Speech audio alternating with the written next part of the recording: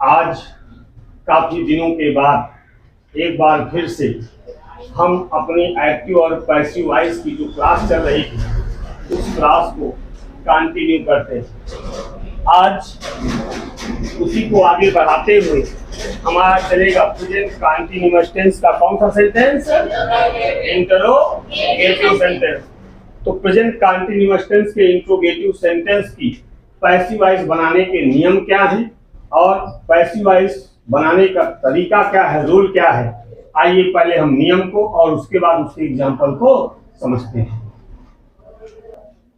अब चलिए एक बार पैसिव वॉइस बनाने से पहले हम जो नियम लिखे गए हैं इन नियमों को पढ़ते हैं और फिर उसके बाद पैसिव वॉइस बनाते हैं।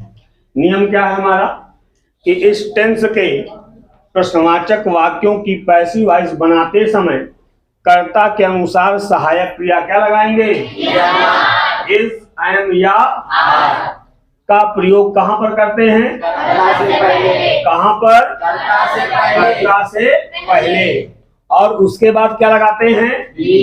उसके बाद तथा बीइंग के बाद वर्ब की और नए ऑब्जेक्ट से पहले काहे का प्रयोग किया जाता है। ये हमारा फार्मूला है कि helping verb is, am, are लगेगी कहां पर? कर्ता से भी पहले। तो किसके अनुसार लगेगी? इसके अनुसार, सब्जेक्ट के अनुसार। उसके बाद बीइंग, उसके बाद वर्ब की थर्ड फॉर्म, बाई ऑब्जेक्ट और ये हमारा दिया है एक्टिव वॉइस। ये हमारा वाक्य है काहे का? एक्टिव वॉइस का। टेंस कौन सा चल रहा है? Present continuous tense. तो प्रेजेंट कंटीन्यूअस टेंस जब चले तो प्रेजेंट कंटीन्यूअस की पहले हमको दिमाग में रखनी होगी क्या? पहचान। क्या रखनी होगी? मतलब अगर वाक्य में हेल्पिंग वर्ब सहायक क्रिया के रूप में इज लगा हो, एम लगा हो या और वर्ब की फर्स्ट फॉर्म में क्या लगी हो? आईएनजी लगी हो तो वाक्य किस टेंस का होगा? किस टेंस का? प्रेजेंट कंटीन्यूअस टेंस का। हम ये बता क्यों रहे हैं?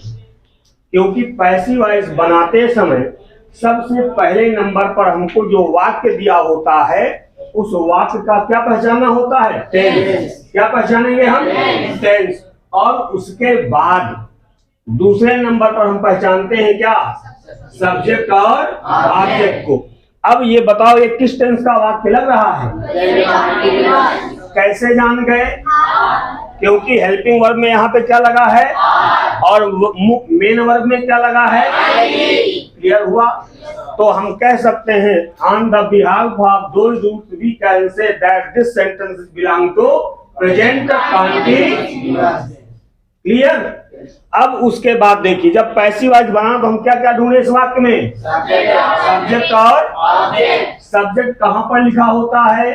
वाक्य में अफर्मेटिव और निगेटिव वाक्य होगा तो कहां पर? सबसे।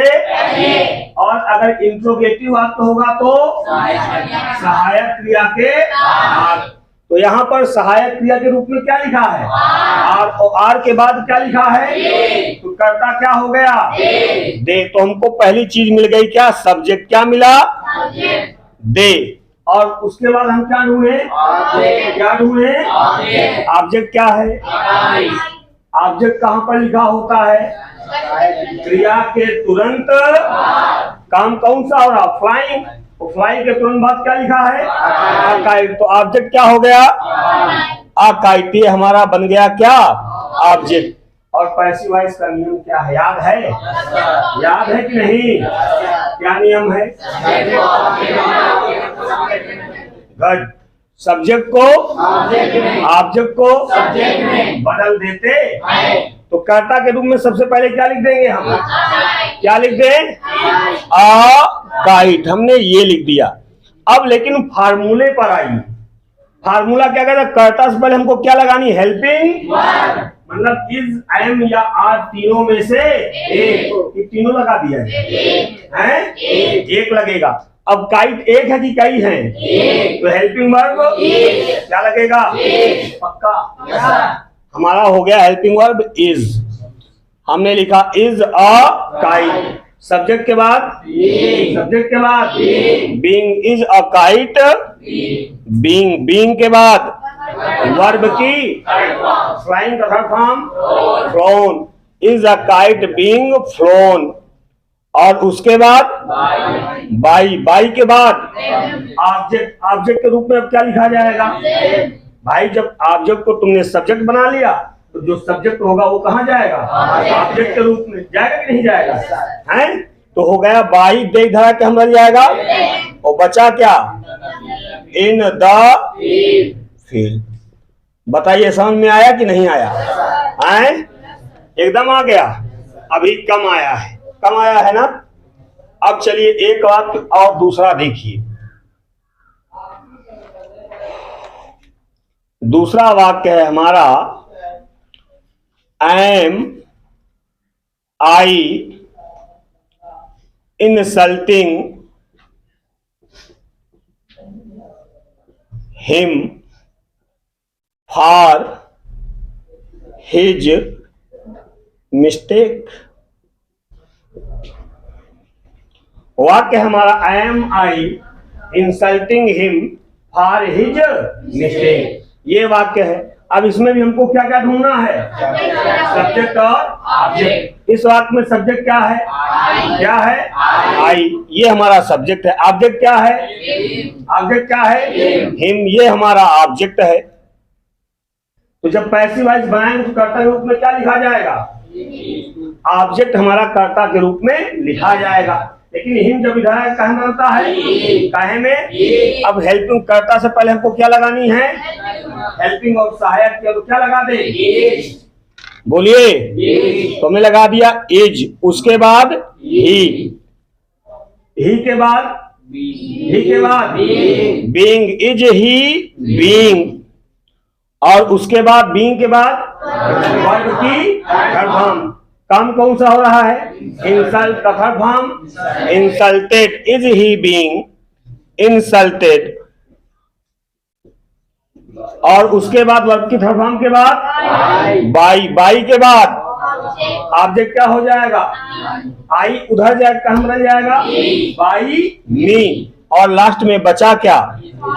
ये जो बचता है ये तुम्हारे हैं बाबा। कौन है? बाबा। बाबा कहाँ बैठते हैं? घर के बाहर। जैसे बाबा घर के बाहर बैठता तो ये हमारा है अदरवर्ड। अदरवर्ड कहाँ रहेगा? एकदम बाहर। तो हम अब लिख देंगे बचा क्या? For his mistake. अब बताइए समझ में आया कि नहीं आया? पक्का आ गया है? एकदम। अगर एकदम आ गया है तो इसको नोट कीजिए। उसके बाद अभी इससे रिलेटेड और कुछ सेंटेंसेस उनको देते हैं। क्लियर हो गया कि नहीं?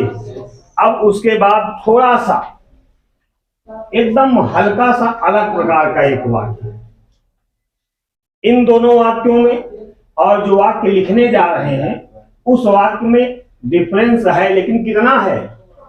कितना है? एकदम थोड़ा सा है। तो आओ हम उस वाक्य की भी पैसिव वॉइस बनाकर देखते हैं कि उसकी पैसिव वॉइस कैसे बनती है। वाक्य हमारा है कि व्हाई आर वी, एक second, why are we plucking the flowers in the garden। वाक्य हमारा क्या है पहले समझ लीजिए। आप लोग ब्लैक बोर्ड पर आइए, उसके बाद तब फिर नोट कीजिएगा। वाक्य हमारा कि why are we plucking the flowers in the garden. अब देखिए इन दोनों वाक्यों में, ये वाला वाक्य पहला वाक्य और ये हमारा दूसरा वाक्य। पहला वाक्य काहे से स्टार्ट है हमारा? काहे से? हेल्पिंग वर्ब से। दूसरा वाक्य काहे से स्टार्ट है? दूसरा वाक्य भी हमारा स्टार्ट है हेल्पिंग वर्ब से। और तीसरा वाक्य काहे से स्टार्ट है? क्वेश्चन वर्ब से। और क्वेश्चन वर्ड के बाद क्या लिखा है? क्वेश्चन वर्ड के बाद क्या लिखा है? Helping word. तो मतलब इन दोनों वाक्यों में सिर्फ इतना ही अंतर है, नहीं क्वेश्चन वर्ड के बाद यहाँ पर भी स्टार्ट है, तीसरा वाक्य है हेल्पिंग। तो अब नियम समझिए इसको, अगर नहीं समझ में आएगा तो नियम लिखवा देंगे, फिलहाल यही समझ में आ जाएगा। अब नियम क्या है कि अगर क्वेश्चन वर्ड हेल्पिंग वर्ब के पहले लिखा हो, क्या पहले लिखा हो? क्वेश्चन वर्ड हेल्पिंग वर्ब के पहले लिखा हो, तो जब हम पैसिव वॉइस बनाएंगे तो इस क्वेश्चन वर्ड को इसी तरह क्या कर देंगे? लिख लेंगे। तो अब पैसिव वॉइस बनाते समय सबसे पहले क्या लिख दें? वाई। हमने लिख दिया वाई। इतना क्लियर हुआ कि नहीं? क्लियर हुआ आप लोगों का भी नहीं? पक्का। अब देखो वाई लिख दिया और यहां से सपोज मान लो कि इसका काम सहायक क्रिया से वाक्य, यहाँ शुरू हेल्पिंग वर्ब से, यहाँ शुरू और हेल्पिंग वर्ब से या सहायक क्रिया से वाक्य तीसरा भी शुरू हो गया कि नहीं? तो जो आपने नियम यहाँ दोनों में लगाए हैं वही नियम यहाँ भी लगा लो। क्या क्या ढूंढ लें? सब्जेक्ट और सब्जेक्ट क्या है? इस वाक्य में सब्जेक्ट क्या है? वी। ऑब्जेक्ट क्या है? The flowers. तो जब पैसिव वॉइस बनाएंगे तो कर्ता के रूप में सबसे पहले क्या लिख दिया जाए? कर्ता के रूप में क्या लिखा जाएगा? The flowers. लेकिन द फ्लावर्स एक है कि बहुत से? फार्मूले पर आ जाओ। कर्ता से पहले हमको लगानी है क्या? हेल्पिंग। तो बहुत से हैं तो क्या लगा दें? क्या लगा दें? तो हमने लगा दिया वाई आर, उसके बाद द फ्लावर्स, और फ्लावर्स के बाद बीइंग। एक एक चीज अब यहां से आ जाइए फार्मूले से। फ्लावर्स बीइंग, बीइंग के बाद वर्ब की प्लग का थर्ड फॉर्म, प्लग का third form plugged.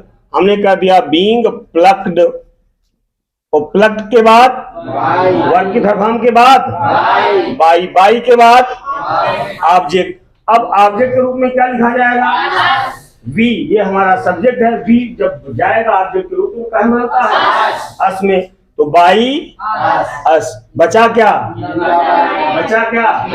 The garden. तो हमने कर दिया इन द। अब बताइए आप लोग समझ में आया कि नहीं? बताओ। अभी दिक्कत है? तुम लोग बताओ यार बच्चे। क्लियर हो गया? अब इसी का एक और वाक्य, इसी का एक और वाक्य जो बहुत ज्यादा परीक्षाओं में पूछा जाता है, उसका टाइप पूछा जाता है, वही वाक्य नहीं पूछा जाता, उस प्रकार के वाक्य पूछे जाते हैं। अब देखिए अगला वाक्य है हमारा, हमने लिखा हु इज कॉलिंग मी। क्या वाक्य है? Who is calling me. इसको बड़े पेशेंस से सुनना, बड़े आराम से, बड़े धैर्य के साथ सुनो को तो एकदम समझ में आ जाएगा।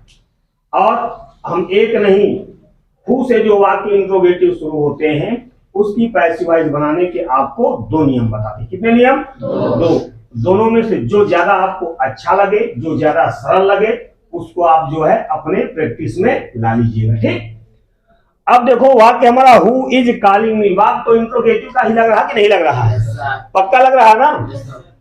अब जब वाक्य हमारा हु से शुरू होता, क्या शुरू होता है? हु से शुरू होता है। तो एक नियम है कि हु को हम बदल देते हैं, काहे में? बाई होम में। काहे बदल देंगे? बाई होम में। हमने हु को बदल दिया बाई होम। इतना क्लियर है? और इस वाक्य में हु इज कॉलिंग मी में ऑब्जेक्ट क्या है हमारा? ऑब्जेक्ट क्या है? मी है। अब नियम तो वही ना, ऑब्जेक्ट को सब्जेक्ट में बदल देते हैं। जब मी हमारा इधर आएगा तो कहाँ बदल जाएगा? आई में। फार्मूले पर आइए, कर्ता से पहले सहायक क्रिया क्या लगा दें? क्या लगा दें? एम। तो बाई हुम एम, एम के बाद आई। फार्मूले पर चलो, और आई के बाद बीइंग, और बीइंग के बाद बोलो वर्ब की काम कौन सा हो रहा है? काल। काल का थर्ड फॉर्म काल। तो bye whom am I being काल। एक तरीका तो हमारा ये क्लियर हुआ? एक तरीका, दूसरा देख लीजिए, इस तरीके से भी पैसिव वॉइस बनेगी। जब हु से वाक्य प्रारंभ हो, हमने क्या बोला? जब हु से वाक्य हमारा प्रारंभ हो, तो यहां पर हु को हम मान लेते हैं सब्जेक्ट। हु को क्या मान लिया हमने? हु को क्या माना? और ऑब्जेक्ट क्या है? ऑब्जेक्ट क्या है? मी हमारा है ऑब्जेक्ट। जब पैसिव वॉइस बनाएंगे तो नियम क्या है? ऑब्जेक्ट काहे में आ जाता है? ऑब्जेक्ट हमारा परिवर्तित होकर आ जाता है सब्जेक्ट में। तो मी जब हमारा इधर आए कहाँ बन जाएगा? आई। लेकिन फार्मूला करता क्या, नियम क्या कहता? कर्ता से पहले हेल्पिंग वर्ब, तो क्या लगा दे? तो हमने लगा दिया एम आई, एम आई। और आई के बाद बीइंग, बीइंग के बाद वर्ब की क्या है? कॉल्ड। क्या है? कॉल्ड। और वर्ब की थर्ड फॉर्म के बाद, थर्ड फॉर्म के बाद बाई। अब बचा क्या हमारा? बचा क्या? वो बचा, ये तो सब्जेक्ट के रूप में लिखा गया है। जब हु इधर ऑब्जेक्ट के रूप में जाएगा तो हु बदल जाएगा हमारा काहे में? होम में। काहे में? होम में। तो बाई तो हमारा लगा हुआ है और हमारा बदल गया ये हु होम में। काहे बदल गया? होम में। तो अब आप लोग बताइए समझ में आया कि नहीं? पहले इतना बताओ एकदम। आप लोग जो रिकॉर्डेड क्लास देख रहे हैं उनसे भी हम ये कहना चाहेंगे, अगर कहीं पर भी आपको दिक्कत है तो आप कमेंट के माध्यम से जरूर अपनी समस्या अवगत कराएं और जितना जल्दी से जल्दी होगा आपकी समस्या दूर की जाएगी। तो अब हमारी ये प्रेजेंट कंटीन्यूअस टेंस की इंट्रोगेटिव की क्लास यहीं पर समाप्त होती है। हम आपसे मिलते हैं नेक्स्ट वीडियो में एक नए क्लास के साथ। तब तक के लिए goodbye and take care.